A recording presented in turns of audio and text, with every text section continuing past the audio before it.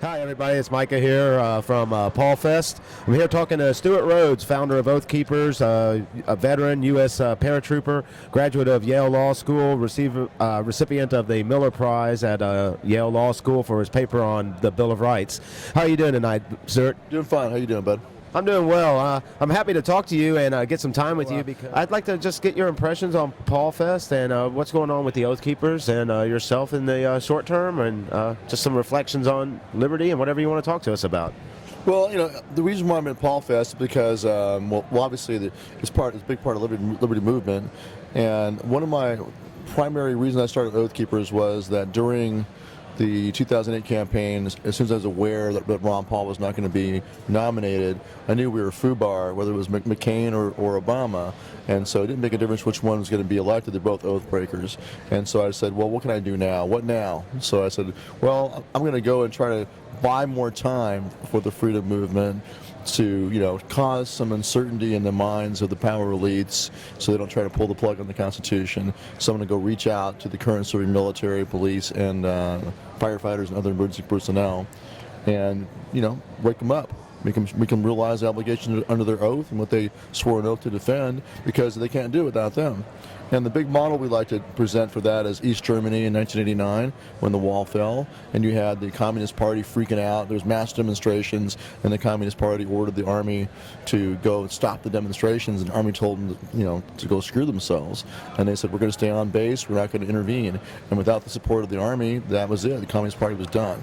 And the Stasi secret police, who would have been so feared, were powerless. Without the army backing them up, they were running and hiding from the people. So that's what we want to see, is that kind of a peaceful, if it comes to it, that kind of a peaceful stand down. If we reach enough of them, it's just kind of like with the Patriot movement or the freedom movement's trying to raise the consciousness in the general population. We're focused on that particular block of people because they're so critical. They could make a decision. They could make a difference between a peaceful restoration or revolution, whichever way you want to term it, or a violent one. And like in 1989, East Germany was very peaceful. And so another good example is Tunisia. Not that long ago, about a year and a half ago, right? The dictator there, same thing. The people rose up.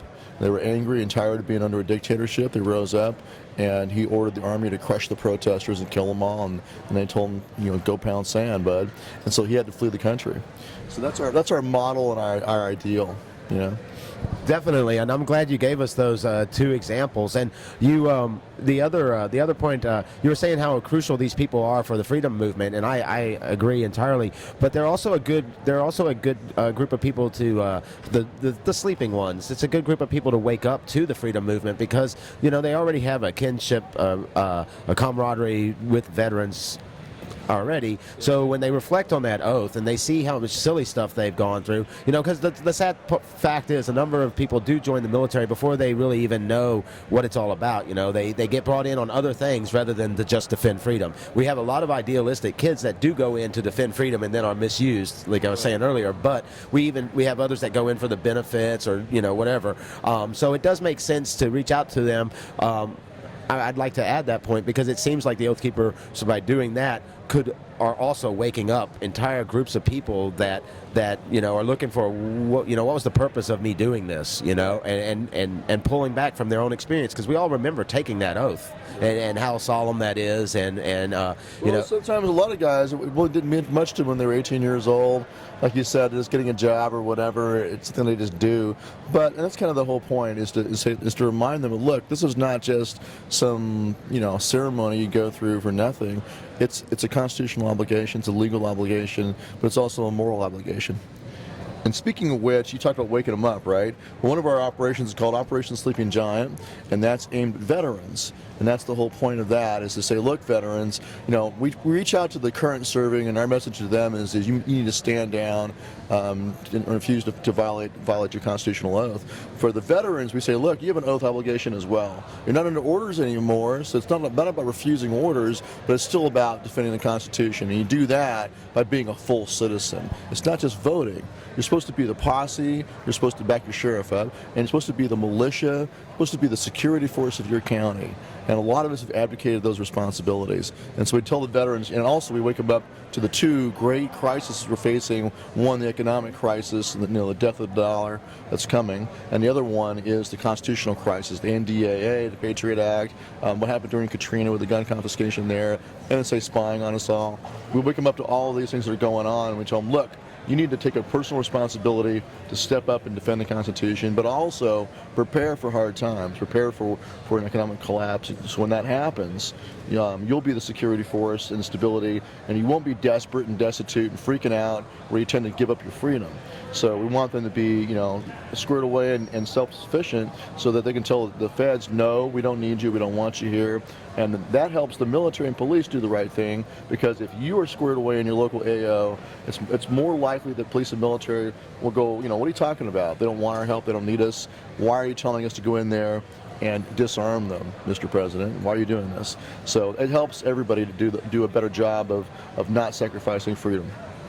Definitely, I appreciate that. Check into it, Operation Sleeping Giant. I also, I was going to say, we've been giving these cards out in Houston. Y'all have seen the videos of us giving them to Houston police, and we get mixed responses. But if people knew more about the Oath Keepers, because I've read some bad things online, which are just complete farces given what you've been telling us. And when you look through the literature and you look through the history of the organization, it is to do exactly what you say, promote peace, preserve the Constitution, and anybody that isn't threatening the Constitution doesn't have anything to be concerned about other defenders of the Constitution.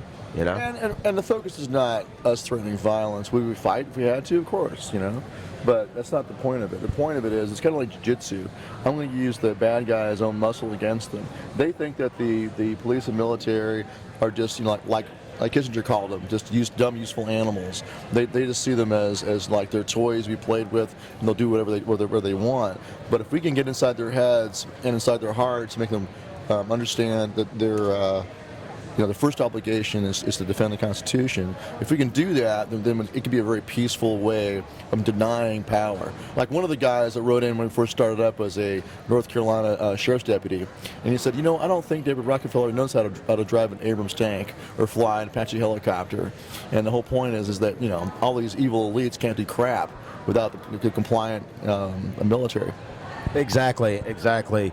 So don't comply with unconstitutional orders, and you have a list of them here, and we'll get them out on the website as well. Everybody can find them at oathkeepers.com, or what is it, oathkeepers.org? Oathkeepers.org, yes. And operationsleapinggiant.com. And one thing I wanted to tell you about is we have a billboard campaign now to take the message straight to the troops, and we're starting with Fort Leavenworth, Kansas, because you had a colonel there who teaches at the War College there, write this atrocious article where he's talking about full spectrum application of the military and domestic operations. And in his hypothetical, he used the Tea Party as the enemy. And he had a hypothetical story about the Tea Party rising up in South Carolina and taking over a town, and the local police being sympathetic, and the mayor and the governor being sympathetic, with basically a nullification situation. And so he has the military going in there and wiping them out. That's his hypothetical. So we have a billboard going up that's going to say, Colonel Redcoat Benson, the Tea Party is not the enemy, and soldiers, honor your oath, refuse to fire at Americans. And that'll be up in about a week and a half. And we'll be doing more after that at Marine bases and Army bases across the country. That's a powerful campaign there. So people can help out with that, or yeah, they can either donate to the general billboard fund. We'll have special buttons for just particular ones. Like we're gonna have a contest between the Army and Marines, see which one can get a billboard up first, either Army at Fort Stewart, Georgia, or the Marines at Camp Lejeune. So that'd be kind of fun. Or if you guys want to go get a billboard, like say you want to get a billboard to Fort Hood, go get it. If someone donates it to you, or you guys raise the money yourselves, we don't care. Get the billboard, let us know, we'll get you the artwork. So folks across the country can do the same thing. Go get a billboard, give us a holler, and we'll give you the artwork. There you go. Get a billboard for Oath Keepers or help them out with that. I think that's a pretty powerful tool. We were noticing some people in Houston that just got a billboard, and how many people noticed it. And so they're not to be forgotten. We even do sign drops over the freeway because people notice that. Cool. Is there anything you'd like to leave us with before? Well, in Houston, ironically, one of my board members, my national board, his name is John Shirley, and he's a Houston police officer. Houston Sergeant, and they're in your local police force. Well, that's good to know, Mr. John Shirley. Like I said, we have mixed interpretation, or mixed, I guess I should say, reception when we give the Oath Keepers card to HPD. Sheriffs seem to be a little bit more receptive to it, but we've had HPD take it. Realize that one of their guys is on my board. Well, I'm definitely glad to have that because, we can mention Sergeant John Shirley. You hand these out and you go, look, right there, John Shirley, Houston PD. And we could definitely thank him for being an oath keeper and not just an oath taker. Exactly. He's a good guy. Thank you, sir, and I hope you have a great week and continue to have success with oath keepers and keeping your oath. Thank you, sir. Good to go. Thank you.